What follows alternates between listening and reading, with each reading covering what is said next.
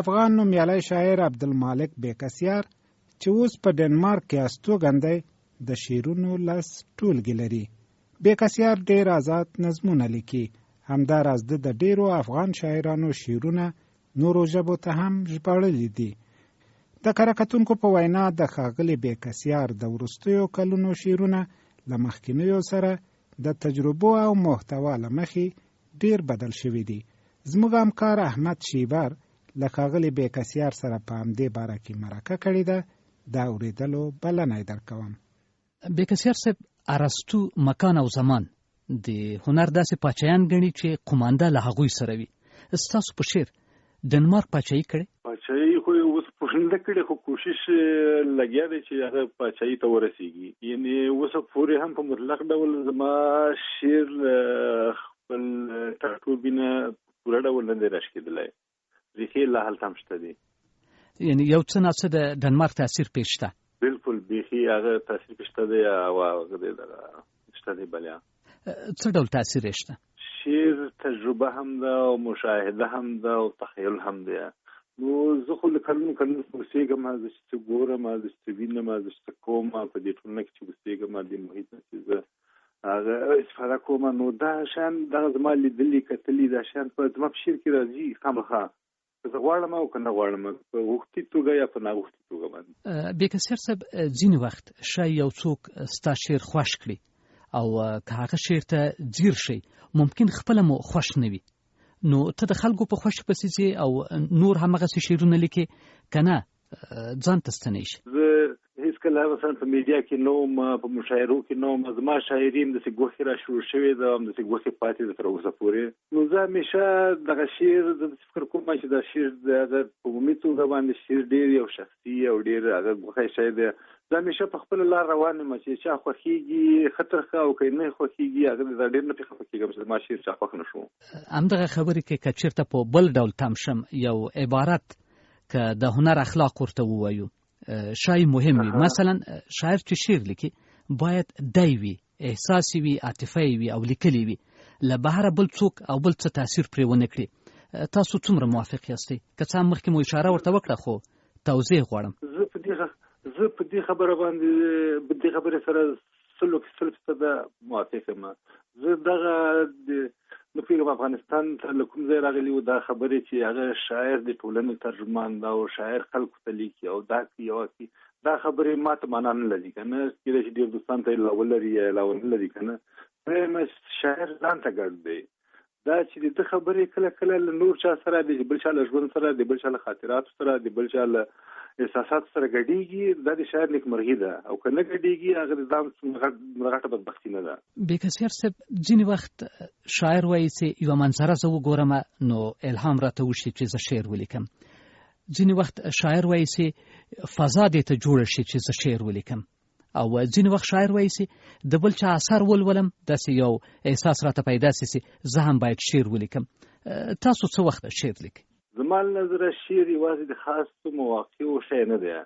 زه فکر کوم چې شعر باید زموږ په ژوند راګډ یو شی. شعر زموږ میلمن نه وي چې کله خدا نخواسته مثلا هغه اکثرا د افغاني شعرونه چې وګورې که نه، د مور د مرګ په اساس، د پلار د پلاني په اساس، او زه یم چې نه، یوازې په غم کې یا په ډېره خوشحالۍ کې شعر باید تا سره نه وي. شعر باید ستا ملګری همیشه د سره، په ویښه د سره، په بیده د سره، په کار کې د سره، په بس کې د سره، په هر چېرته د سره. بیکسیار صاحب، په ختیځې معاصر شاعرۍ کې د هندیانو شاعري په یو ډول له اروپا متاثره شوې ده او د عربانو په شعر د امریکا مهاجرو خورا جوت اغېز کړی دی. یوه ډله عربان امریکا ته ولاړل او چې کله هغوی په امریکا کې شاعري وکړه، الهام یې واخیست له غربي ادبه. د دوی د شعر تاثیرات پر عربي معاصر شعر باندې خورا جوت دي. د بهرمیشتو افغانانو شاعري ستاسو په نظر څرنګه تر اوسه ډېر څرګند تاثیر پر ځای نه دی پرېښی؟ دا خو به نور زیات علتونه لري، خو زما ژوند هغه دی دغه تر یو څو کاله مخکې پورې یو څه د مهاجرینو سره تړلی و او هغه د ترجمانګانې د اخیستنې کولې. د ډنمارک میشتي وایي چې اوسه پورې افغاني مهاجرو په ډنمارک کې یا په ټوله اروپا کې اوسه پورې خپل مسیر نه دی ټاکلی. مثلا دوی وایي چې د پاکستانیانو موقف معلوم دی، د ایرانیانو معلوم دی، د ترکانو معلوم دی، افغانان اوس پورې لاس پکې وهي چې په کومه لاړ شي څه وکړي سره کوم لاړ شي چا پسې لاړ شي. زه فکر کوم چې هغه فرهنګ او ادب یا هم همدغه شی دی.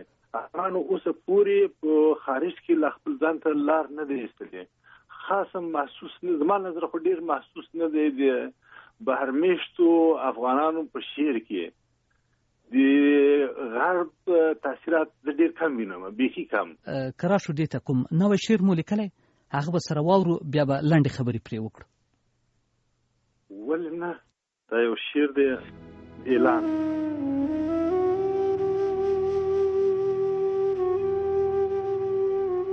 زه د چا یم تغلی د لاندې بیا انځور د یوې ژېړې پیشو، سم لکه مخامخ بنده ته چې ورګوري هم ورګوري هم ده سوچ توبه. تر لاندې پته او تر لاندې لاندې د تلیفون یوه شمېره لیکلې، د زړې ونې په ډډ ټینګ په پلاستیکي اعلان. دا د پرون نه لا هبل پرون کیسه مې وکړه. نن هماغه اعلان ته یوه په منګ 6 کلنه نجلۍ د پلار لنګیو پورې سریف څپي او چغې وهي، دا جانه ژر ژر کوه، زه مې کمیله پیشو همدا شیبه غواړمه، د خوشحالۍ د ژړا غېوې په څېره باندې خور. نیکمرغي ما یې په هستۍ باندې شک درلوده، نن د نجلۍ سره وه غاړه غړۍ. پلار تلیفون په غوږ ولاړ خو هغه بل لوري ته ګمان کوم تلیفون نه. ستاسو دا شعر له هغو سره چې څو کاله مخکې مو لیکلی څه توپیر لري؟ نو دا ټول ته هغه سر تر پای توپیر دی. هغه ده په مجموع کې خو داسې یو شعر په افغانستان کې هغه نه لیکل کېږي او نه داسې مشاهده سړی لرلی شي او نه داسې تجربه سړی لرلی شي. دا اعلان چې په تخته باندې دی د ټلیفون شمیره او د پیشو انځور دا ټول شی نوي وي په افغان شعر کې، لیکن ستاسو له شعر سره ستاسو د څو کاله پخواني شعر سره څه تغیر لري؟ نو تاسو هدف په دې کې چې تغیر لري، یعنی تاسو که فرضاً د 2 کاله پخوانی یو شعر خپل راواخلی او دا اوسنی شعر د هغه څنګ ته کېږدئ، تصویر له نظره، د عاطفې له نظره، د احساس له نظره او د کلماتو له نظره، آیا فرق پکې شته او که نه همغه پخوانی شعر دی پوخ شوی او یا همغه پخوانی شعر په خپل حال پاتې شوی؟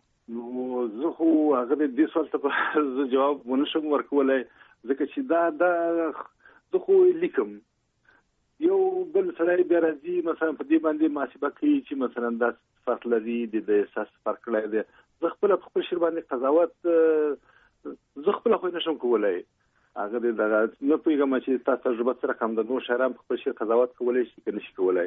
یوازینی شی چې هغه زما په شعر کې زما له نظره محسوس دی هغه دا دی چې زه شعر لکه پخوا غوندې مثلا هغه په یو وار نه لیکمه.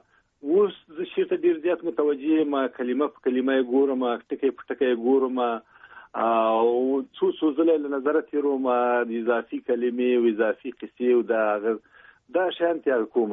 پخوا به م شعر ولیکلو بس هغه کتابچې ته به رسېدلی و، کمپیوټر ته به رسېدلی و، کله کله به لا مجموعو ته هم داسې رسېدلی و. اوس هغه څو ځله شعر ګورم، بیا یې ګورم او بیا هغه اصلاح راولم. دا یو شی زما له نظره محسوس دی او د احساس او عاطفي او دا خبرې خو باید لوستونکی هغه کې پیدا کړي. همدغه تغییر دی چې اوس شعر بیا ګورئ، پخوا مو بیا دومره نه کاته. تصادف یو امریکایي لیکوال دی، ناقد دی، متاسفانه نوم یې زما هیر شو، هغه وایي چې تر ټولو مهم کره کتونکی د یو اثر په خپله پنځونکی دی او هغه سم نقد پې کولی شي. حتی اوس په ځینو ځایونو کې یو رواج پیدا شوی دی چې ځینې کسان په خپلو لیکنو باندې نقد لیکي.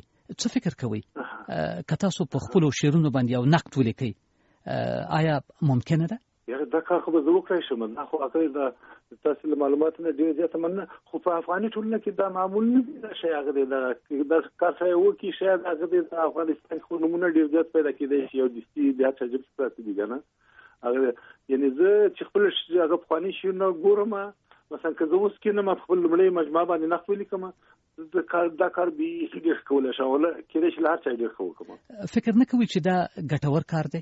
زه فکر کوم دا ګټور کار دی، دا خو هغه له هر نګاه دا ګټور وي. دا ګټور وي ځکه چې هغه د خپله چې ناست او دغه چې دا شعر نقدوي، مثلا خپل هغه غلطیګان ته خلک تشریح کوي چې ورور دغه شعر کې په دغه ځای باندې زه انتقاد لرم، ولې لرم، سره خمین لرم او اصلاح شي دی. خو دلته یو خبره ده، یو کلتوري مشکل لرو. مثلا یو اروپایی چې کله یو چاته ځان معرفي کوي، کېدای شي چې هغه ووایي چې زه یو تکړه شاعر یم او فلانه یم، لیکن یو افغان هیڅ کله هم د ځان هغه مثبت اړخونه نشي بیانولی. خو دلته موضوع دا ده چې باید څوک دواړه اړخونه رابرسېره کړي، دواړه اړخونه. د لبناني مشهور ناقد، یعنی د 20مې پیړۍ د نړۍ له مهمو ناقدانو څخه یو هم میخائیل نوعیمه ده. هغه وایي چې نقد لکه غلبیل داسې دی، غلبیل د پلاس کې دی، په دې غلبیل کې ښه شیان هم بیلوي او بد هم ترې بیلوي. نو زما مطلب دا دی چې که چېرته بېکسیار په خپله شاعري باندې څه لیکي، نو باید مثبت اړخونه هم را بیان کړي. آیا په دغه کلتوري اړخ باندې به دا جرأت وکړي چې پښه کېږدي او په خپل شعر به نقد ولیکي؟ نو خو دومره به هغه دلته خو بیا درجه لري چې اوس مثلا که زه د یو شي د خپل شعر بدګڼه، مثلا که 100% بیانوم، شاید ښېګڼه هغه دغه 50 هم بیان نه کړی شم، که نه یا هغه دغه همدا کلتوري هغه دودونه او رواجونه. فکر نه کوي چې په هنر کې او یا په هر هغه څه کې چې ولس ته ګټه رسېږي کلتوري مسایل اړخ ته کړو او پښه پرې کېږدو؟ نو دا خو ښه کار دی، خو کاشکې چې داسې وشي.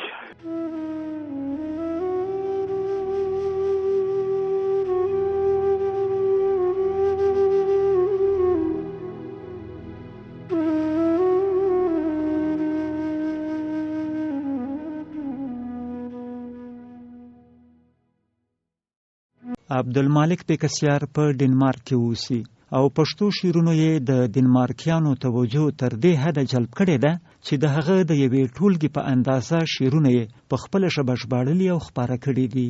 په دې وروستیو کې د ښاغلي بېکسیار د شعرونو 2 نوې ټولګې لکه خوب هغه وختونه او د څپو چې زړه راډک شي خپرې شوي دي.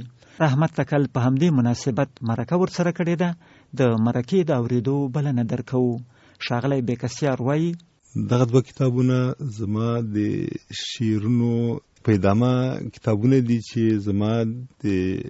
زما شاعري له 2015 نه تر 2014 اخري پورې محتوا کوي. نمونه یې دي چې لکه خوب هغه وختونه او بیا د وروسته دی چې دواړه یو ځای چاپ شوي دي. البته شاعري په دغه ترتیب کې راغلی ده. اول دی لکه خوب هغه وختونه او دویم دی د څپو چې زړه راډک شي. د څپو چې زړه راډک شي او لکه خوب هغه وختونه څه فرق سره لري چې په 2 جلا جلا کتابونو کې خپاره شوي دي دا شعرونه؟ دا تکل صاحب چون د تیرو کلونو شاعري دی، فرق دا دی چې هغه ځینې شعرونه تقریبا زاړه شعرونه دي د 2015 او 2016 او 2018 داسې راغلي دي او دا ځینې نوي دي. او یو بل فرق پکې دا دی چې پوهیږي چې شعر یوې ورځې نه بلې ته نظر په مضمون او نظر په محتوا او نظر د شاعر په کیفیاتو باندې فرق کوي. نو فقط په دې خاطر باندې. او دویمه خبره دا ده چې چون د ډېرې مودې شاعري وه او بیخي ډېر ډبل شی ته جوړېدلو، نو د کتاب د تخنیکی ستونزو په خاطر مو هم دا په 2 هغه کې، یعنی د دې لپاره چې لوستونکي ته اسانه شي او لوستونکي فقط د ضخامت په خاطر باندې شاته ونه غورځي چې دا نو څوک وایي دومره غټ کتاب. د محتوا له نظره تاسو ویلې چې د مختلفو زمانو شعرونه پکې راټول شوي دي. خپل دغه فکری سفر له یوه کتابه تر بل کتابه، له یوې محتوا او له یو مضمون نه تر بل مضمونه پورې په دې اړه اوریدونکو ته معلومات ورکړئ تر هغو پورې چې دوی ته ستاسو کتابونه رسیږي. زه خو هر انسان ته بیا په تیره شاعر ته په دې نظر ګورم چې موږ ټول انسانان نن چې کوم انسان یاستو هغه سبا نه یاستو، سبا چې کوم انسان یاستو هغه بل سبا باندې یاستو. نو د هر شاعر په شعر کې دغه یو ارتقایي ورته وایي یا یو مودي ورته وایي، یو وختون پکې راځي. نو دا ځینو ته به محسوس وي او ځینو ته به نه وي محسوس. په مجموع کې خو زه ډیر شعر زما نظر زما د شعر محتوا چې دی ژوند، طبیعت، کله کله سیاست، ډیر غټ مضمون چې دی ماته ژوند دی. نو د محتوایي لحاظه د دې دواړو شعرونو هغه مضمون ډیر فرق نه کوي، مګر د زمانې لحاظه د انسان فکر همدغه ثابت ژوند ته هم نن چې زه رقم ژوند ته ګورم، پرون چې رقم مې کتل او سبا چې رقم ورته ګورم، دا فرق دی. په خاص ډول په دغو دوو نویو شعري ټولګو کې د مسافرۍ اثر په ځان او په خپلو شعرونو باندې څه ډول یې ارزوئ؟ دا خو اصلا د لوستونکو په قضاوت پورې اړه لري، مګر دا چې دا کتابونه په ډنمارک کې چاپ شوي دي او په ډېر کم تعداد کې چاپ شوي دي چې تر هغو لوستونکو ته ورسېږي او لوستونکي په دې قضاوت کوي. نو زه خو فکر کوم چې زما په شعرونو کې اوس مسافري د یو عمده مضمون په لحاظ باندې رو رو په رکېدو ده، ځکه چې مثلا زه داسې فکر کوم چې اوس نو مسافري شاته دی، اوس ته یو وطن کې اوسېږي، اوس زه یو ځای په ځای شوی پردی شوی انسان یم. یعنی د مسافرۍ په باب د فکر کولو ځای ډیر د کلتوري توپیرونو ته توجه نیولی. بالکل. یعنی اوس دغه درد، دغه ویر، دغه ژړا چې هله زه نه یم، هله وطن نه لرې یم، هله دوست نه لرې یم، هله خپل نه لرې یم، دغه ویر او د دغه درد ځای اوس دې خبرو نیولی دی چې مثلا چې ولته چې نه یم دلته چې یم دا څنګه دی، هغه غر، هغه چینه، هغه سمندر، هغه ګودر، هغه چې نشته ده دلته څه دي. زه هیله من یم چې لوستونکي زما په شعرونو کې دې شته پام ولري، کې پیدا کړي. ګر سره متفاوت محیط د ډنمارک په څیر د افغانستان په څیر له یو محیط سره څومره راغلی ستاسو په شاعرۍ کې؟ فکر کوم چې دغه د پردي هیواد، د پردي مشاهدې، د پردي تجربې دغه اثرات چې زما په شاعرۍ کې راګډ شوي دي دا له یو څه مودې څخه داسې را روان دي، او زه فکر کوم چې په دغه اوسنیو وروستیو دوه ټولګو کې دغه رنګ لږ زیات دی. ویره زما له دې نه دوه مخکې مجموعې چاپ شوې په هغو کې هم ځینې څرکونه د دې وو او یو څه ویره په اوله کې ما محسوسوله، مګر دغه ویره په مرور د زمان کمه شوله. او بله دا چې دغه ویره زما یو ډنمارکي کتاب چې په 2010 کې هغه له چاپه راووتو، ما هغه کتاب له چاپ سره داسې یو احساس وکړو چې زه اوس یوازې افغان ته مخاطب نه یم، زه اوس په یو لوی تصویر کې ډنمارک ته او ټول نړۍ ته مخاطب یم. نو دغه ویره مې له دغه کتاب له ژباړې نه وروسته په کمیدو او زه فکر کوم او احساس کوم چې یو وخت به زه له دغه ویرې او ډیدار له ساحې نه بیخي راوځم او زه به انسان ته مخاطب شم، د افغان په ځای د پښتون په ځای باندې. د پښتنو په څیر په یو ډیره محافظه کاره ټولنه کې تاسو د ویرې یادونه وکړه. په دغسې یوه ټولنه کې څنګه ممکنه ده چې ونه ویرېږئ په تیره چې په افغانستان کې او مخصوصا په پښتو ادبیاتو کې د شعر په باب، د ادبیاتو په باب تصویر له د نړیوال تصویر سره عموما یو کلی توپیر لري، یعنی ډیر محافظه کارانه ده؟ زه فکر کوم، البته دا زما شخصي فکر دی تکل صاحب، چې د زمانې په تیریدو سره، د وخت په تیریدو سره او د موډرنو دغه رسنیو له راتلو سره دغه فاصلې ډېر لنډې شوي دي. دغه نړۍ ته چې مونږه یو کلی ویو او دغه چې مونږ راسره رانده کړې ده، تنګه کړې ده، زه فکر کوم چې دغه پخواني ډار او دغه پخواني ویرې ضرورت به هم نه وي او دا ایجاب هم نه کوي چې مونږ د تی په دغه ډار کې پاتې شو.